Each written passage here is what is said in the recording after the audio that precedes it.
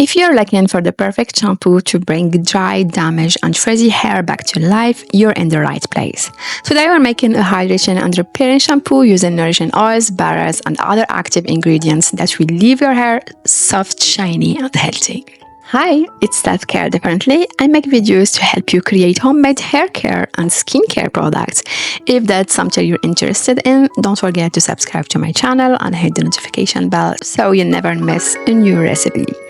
I share tips, tricks, and tutorials to help you make your own beauty products at home. The shampoo we're making today is designed to deeply moisturize, repair, and protect your hair. I guide you step by step, explain every ingredient, and share tips to make this process simple and fun. So let's get started. Dry, damaged, and frizzy hair needs more moisture, natural oils, and protein to stay healthy. Without these, it becomes rough, brittle, and prone to breakage. To help fix this, we're using oils and natural butters in this shampoo. These ingredients will hydrate the hair, replace lost oils, and make it stronger. They also lack in moisture, smooth out frizz, and protect the hair, leaving it soft, shiny, and easy to manage. So our first step is preparing the oil phase. In a heat-safe container, combine all the oil phase ingredients.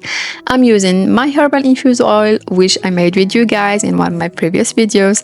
This oil is made with some amazing herbs like henna, chickacay, brahmi, and neem, infused in coconut oil and olive oil. And it has absolutely incredible benefits for your hair. So if you're curious to see how I made that, you'll find the link in the description box below and in the top right corner of the screen. I promise you'll learn a lot about how these herbs can work wonders for your hair. For extra moisture, I'm using mango butter, a wonderful natural butter that helps treat a dry scalp and damaged hair.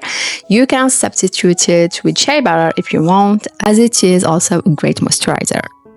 I also have some polymers and natural silicones to help detangle the hair. For this recipe, I'm using dimethicone and cocoa silicone. Since this is an emulsion, we need an emulsifier and co-emulsifier to make sure all the ingredients bind together. BTMS 50 is perfect for creating conditioning products for the hair, as it leaves it smooth, soft, and manageable.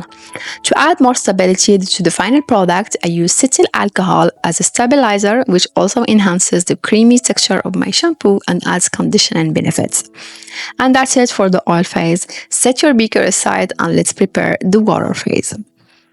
Well, we're not going to make this shampoo without humectants. So I have my glycerin here. You can use propanediol if you want, for example. I also have xanthan gum as a thickening agent and stabilizer for the water phase. I'm just going to mix the xanthan gum with glycerin to form a slurry to prevent the xanthan gum from clumping when added to water. To make this shampoo even more moisturizing and hydrating, I'm using aloe vera juice, which is a powerful hydrator that soothes the scalp and helps repair damaged hair. Unfortunately, you can't replace it with aloe vera gel, as I've never used aloe vera gel in my formulas and I'm not sure how it will impact the stability of this shampoo. As for the water part, I'm using my herbal infusion. I use the same herbs as for the oil. Again, go watch my video to see how I prepare this. And of course, as a substitution, you can use plain distilled water or hydrosol instead. Rose and chamomile hydrosols are great for hydration. In a beaker, I'm just going to mix all my water phase ingredients together, give it a layer mix, and then set it aside. Now let's move on to the surfactant phase. For the cleansing part, I've opted for gentle cleansers.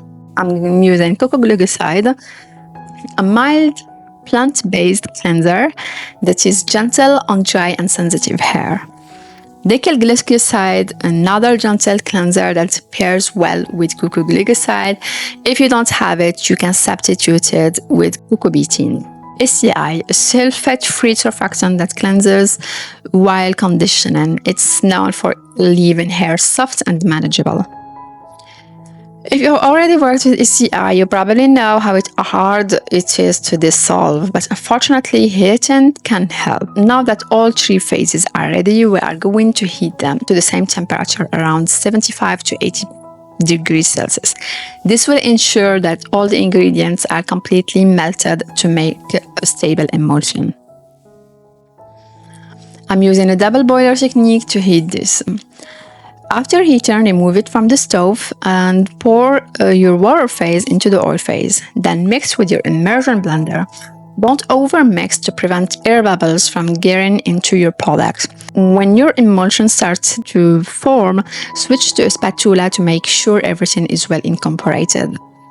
Now pour the surfactant phase into the oil-water phase mixture and gently stir using a spatula. You don't want to use your immersion blender as this will add more air bubbles and make the surfactants foam, and we don't want that.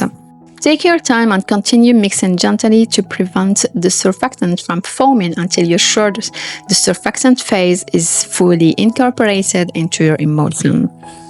Cover your beaker and let it cool before adding the cool-down phase ingredients. When you suffer from dry, damaged hair, your scalp doesn't produce enough natural oil to coat and moisturize your hair strands. This makes the outer layer of the hair, known as the cuticle, rough and porous, which allows moisture to escape. Damaged hair, on the other hand, is when the cuticle has been physically or chemically compromised. This could mean split ends, excessive breakage, or even a complete loss of elasticity, making your hair look lifeless and frizzy. That's why you need to add moisture by using products that will help moisturize and nourish your hair. In the cool-down phase, I'm adding actives that are great for hydrating and detangling dry, damaged, and frizzy hair. Polyquaternium 7, I don't know if I pronounced that well, known for its ability to reduce frizz, detangle, and add smoothness. Hyaluronic acid, ideal for deeply moisturizing dry and frizzy hair. Rice protein helps prevent breakage by reinforcing the hair structure. Vitamin C, which boosts scalp health, enhances shine, and supports hair growth. I use pure ascorbic acid, but if you use some stable form of vitamin C, it may impact the pH of your formula. More about that later. And of course, I use vitamin E as an antioxidant, rosemary essential oil for fragrance and for its wonderful hair benefits, and to preserve my shampoo, I use liquid German as a preservative. Pour your cool-down phase mixture into your shampoo base, and again, don't go crazy and use your immersion blender. Gentle stirring is key to not breaking your emulsion by adding air bubbles and foam. And that's it, the shampoo is ready. It's time to check the pH. This is crucial, so there is no skipping this step. Unfortunately, I forgot to shoot the part where I checked the pH, so I don't have anything to show you. However, for your information, the pH was initially around 7.5, which is high for a shampoo. So I added a few drops of lactic acid to lower it to around 5.5. If you don't have lactic acid, you can use a solution of 50% distilled water and 50% citric acid. And to increase the pH, the baking soda works perfectly and is something you probably have in your kitchen. Remember that the pH will also depend on the ingredients you use in your formulas. Always read the supplier's information to check if there are any specific requirements for your raw ingredients. Sometimes it's a preservative.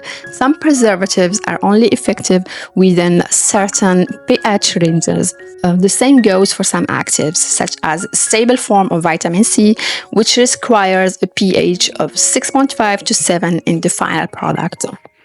Just do your homework and research each ingredient as it can impact your product. Keep that in mind. Let your shampoo sit overnight to ensure it's stable and reaches its final viscosity before transferring it into a clean container. Thank you so much for joining me in making this shampoo. If you suffer from dry, damaged hair, I hope this recipe will be helpful for you. Don't forget to like this video, subscribe to my channel and hit the notification bell so you don't miss my future recipes. If you tried this, let me know how it turned out for you. I'd love to hear from you. Thank you again and see you in the next video. Bye!